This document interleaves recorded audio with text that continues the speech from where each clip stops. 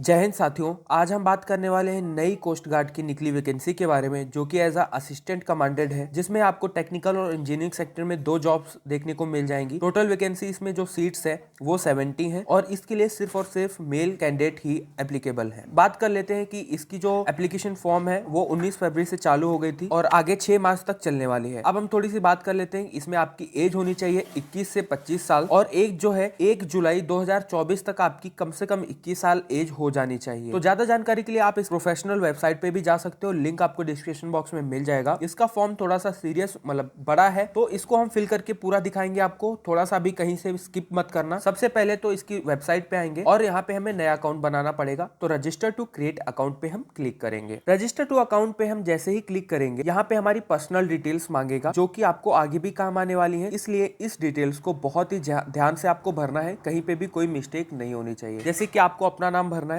Fathers name, mother's name, nationality और email ID, mobile number. ये सारी डिटेल्स भरने के बाद आपको जनरेट ओटीपी पे क्लिक करना है। जब आप जनरेट ओटीपी पे क्लिक करोगे तो आपके ईमेल आईडी और मोबाइल नंबर दोनों पे ही एसएमएस जाएगा, दोनों की ओटीपी आपको फिलअप करनी है। उसके बाद आपको सबमिट पे क्लिक कर देना है। जैसे ही आप सबमिट पे क्लिक करोगे, आपके मोबाइल नंबर पर एक पासवर्ड चला जाएगा, तो उस पासवर्ड को अब आपको लॉगिन पेज में क्लिक डालना है। जैसे आप पासवर्ड डालोगे और कैप्चा डालोगे, आपको साइन इन पे क्लिक कर देना है। साइन इन पे क्लिक करने के बाद आपको ये नया पासवर्ड बनाने के लिए बोलेगा। उसके बाद आपको नया पासवर्ड बना लेना है। जैसे ही आप नया पासवर्ड बना के लॉगिन करोगे, सारी इंस्ट्रक्शन को यहाँ पे रीड करके I have read instructor carefully submit कर देना है। सबमिट करने के बाद यहाँ से अब हमारा प्रोसेस स्टार्ट हो जाएगा। वही जो मैंने आपको बोला था, पर्सनल डिटेल्स ऑटोमेटिकली फिलअप होंगी क्योंकि आपने रजिस्टर करते वक्त दी थी। अब हमें नीचे आना है आइडेंटिफिकेशन डिटेल्स पे। आइडेंटिफिकेशन डिटेल्स पे आके आपको यहाँ पे आपके पास आधार कार्ड है, आधार कार्ड पे यस कर देना है। आधार कार्ड की आपको आईडी नंबर डालनी पड़ेगी। नीचे आपको आना है, नीचे आपको यहाँ पे पूछेगा कि आपके बॉडी पे कोई मार्क है, तो आपको वो चीज देख लेनी है। अगर मार्क है तो आपको सेलेक्ट कर लेना है।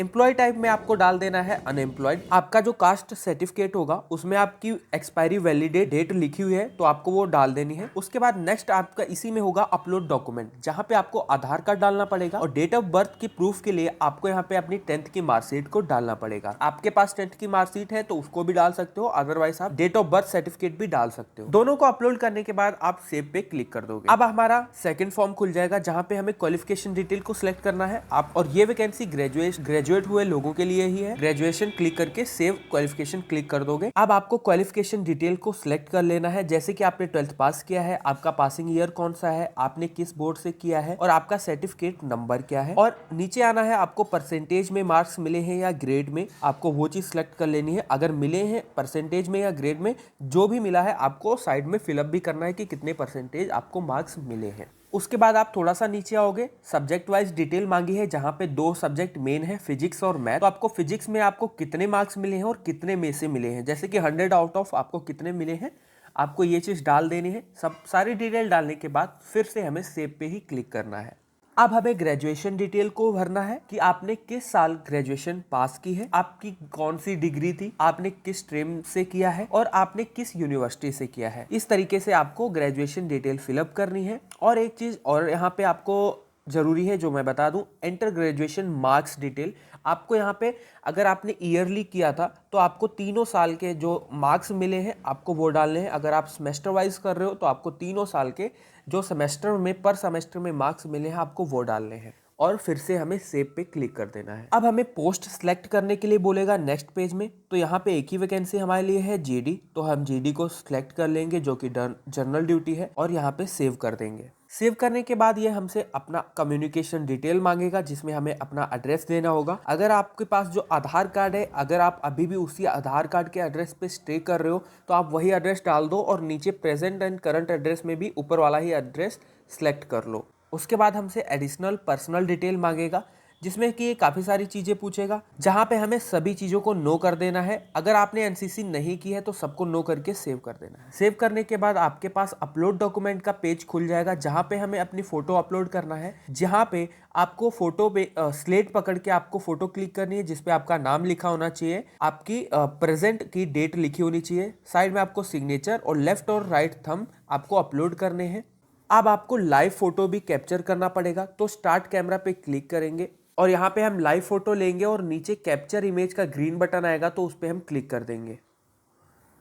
जैसे हम ग्रीन बटन पे क्लिक करेंगे, सारा फॉर्म हमारे यहाँ से फिलअप हो गया और हम इसको सेव कर देंगे। अब हमें वो स्टेट और सिटी को सिलेक्ट करना है जहाँ पे हम हैं और जहाँ पे हम एग्ज़ाम देना चाहते हैं।